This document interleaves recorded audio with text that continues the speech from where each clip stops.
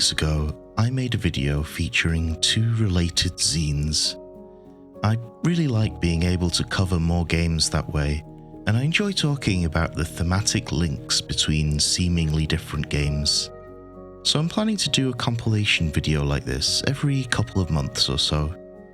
This time, I have a couple of solo journaling zines from Junk Food Games, Moonrings and Necromancer Heretic. 2 games about completing rituals done in very different styles. And the theme that struck me as I tested them out was how games like these that you can pick up and complete within an hour make for a good way of trying out a playstyle without investing too heavily. So, if you've heard about journaling games and are curious, this sort of thing might give you a taste to see if you want to further explore that side of the hobby. And more than that, I want to show in these reviews how, even in the niche world of journaling RPGs, there are still different sub-styles that can lead you in different directions towards a way of playing that might suit you more than others.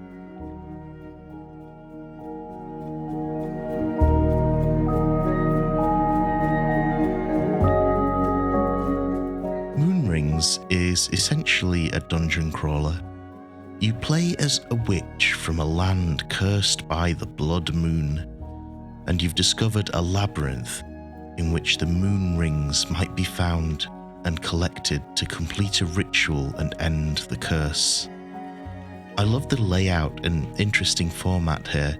It's really well thought out, clean and easy to read with high quality paper, and the ring binding is a nice way of presenting it all. To play, you randomly generate your dungeon by drawing 23 cards from a standard deck and adding the Ace of Hearts. Then lay them face down in a 4x6 grid. You pick and mark your entrance with the Ace of Spades and get exploring. As you move into a new area of the labyrinth, you reveal its card and turn to that entry in the book, which will present you with a challenge to overcome and the reward for succeeding. I think it's often overlooked how effective playing cards are for this sort of thing in RPGs. Once you've laid out the cards face down, the world is fixed and waiting to be discovered. It's not something you can really do with dice. For me personally, there's a subtle but significant difference between turning over a card to discover something that was there the whole time versus rolling to generate a location as you get there. Back to the game, and you'll need to decide how your witch is going to overcome the obstacle you encountered. Then roll a d12 to see if you're successful. For higher value cards, you need to roll over that number, and for lower value cards, you need to roll under. So to pass the 4 of diamonds scenario, beyond the horizon, where you find yourself stuck in a closed loop chasing your own shadow, you'll first decide how you might break out, and then to succeed in that attempt, you need to roll a 1, 2, or 3. You get 3 tries at this, but if you fail, the consequences get more severe the more dice you rolled. So sometimes you might want to just take the loss and move on. You also have a couple of special spells to help. One that lets you re-roll a die, and one that lets you add or subtract 1 to a roll. Once you're done with an encounter, the book encourages you to write a short journal entry about what happened. And what you'll often find with these kinds of games is you'll end up calling back to events that you wrote down before. So perhaps to beat the 4 of diamonds scenario, you summoned a fairy who can never be trapped to lead you out of the loop. The fairy might become your adventuring companion for the rest of the session. When you encounter a face card, you have an opportunity to gain a moon ring and equip it to a finger. You can also gain a moon ring by rolling a match with the number value of a card. As you collect the rings, you build lines of the ritual that you can only complete once you find the ritual site, the Ace of Hearts.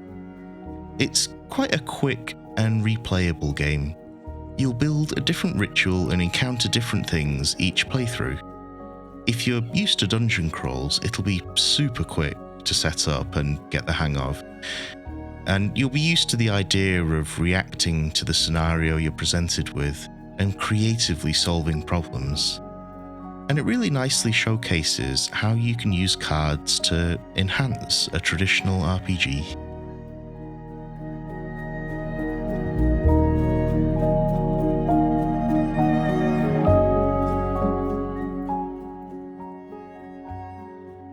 Necromancer Heretic is an atmospheric and poignant card game in which you play as a sorcerer in love with an executed prince.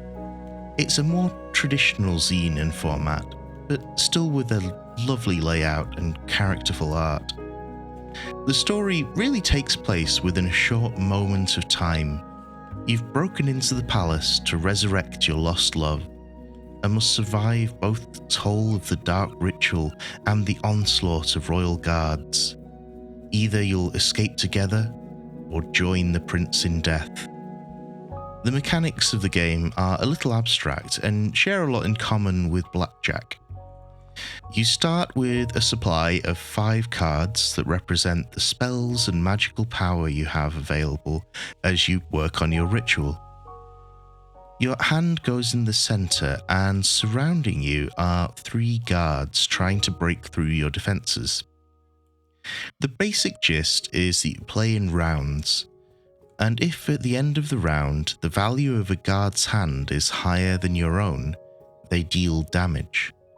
But if that value goes over 21, the guard is killed and you absorb some of their power. If you get 21 exactly, you score a point of progress for your ritual. But if a guard gets 21, they deal 2 damage and you don't absorb the power. Each round you go through 4 phases. The prepare phase, where you can use your supply to add cards to any hand, yours or a guard's. Or you can use a utility spell, depending on the suits you have available in your supply. In the cast phase, you then draw a card to add to each guard's hand that has less than 17, and you may add one to your own if you choose. If a guard breaks over 21 at any stage, you get to add one of their cards at random to your supply.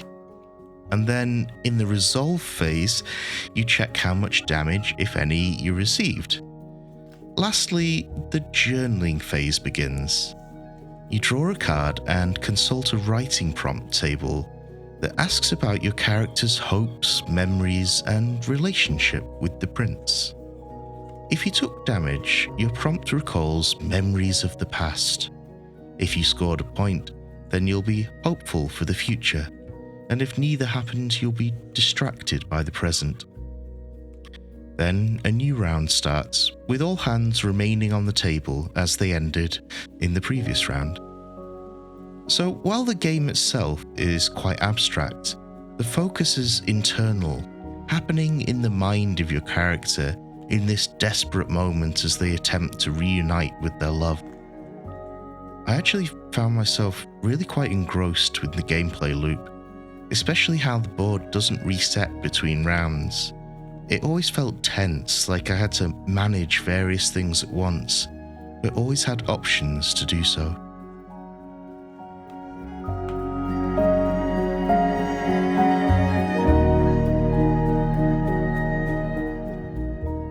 Something I hope I made clear in these reviews were the 2 different ways in which the games give journaling prompts. Although they're both solo journaling games about completing rituals, the style of playing and writing is completely different. In Moonrings, you're given scenarios or problems, then you decide how you want to solve them using the mechanics of the game. In Necromancer Heretic, the gameplay elements are slightly removed from the writing, and instead of scenarios, you're given questions to answer about your character and their relationships. You'll find these distinctions in other larger journaling games too, So, for example, Moonrings shares a style with adventuring games like Colossal and For Small Creatures Such as We, where you travel to encounter a scenario, apply the game's mechanics, and write a journal entry about how you resolved it. It's a bit closer to traditional RPGs, whereas Necromancer Heretic shares more DNA with more creative writing-focused games. So that's world-building games like Journey and The World We Left Behind, or epistolary games like Corico, A Magical Year, and Thousand-Year-Old Vampire, where you're answering questions to build a picture of your character or setting. I've had quite a busy couple of weeks at work, and more than once I've come home exhausted. I mentioned this before in my previous zine compilation, but once again I felt grateful for games like these that let me enjoy my hobby without the cognitive load of larger, more open-ended games. They're short, simple, and lots of fun, and let you apply as little or as much creative energy as you're willing to give in that moment. I always feel like understanding different playstyles can help you find a game that's better suited to you. And these two games could help you try out these two styles. They only need an hour or so of your time, and you can write as much or as little as you like as you find your preferred way of playing. There's no pressure here, and you can even fully enjoy these games without writing anything at all.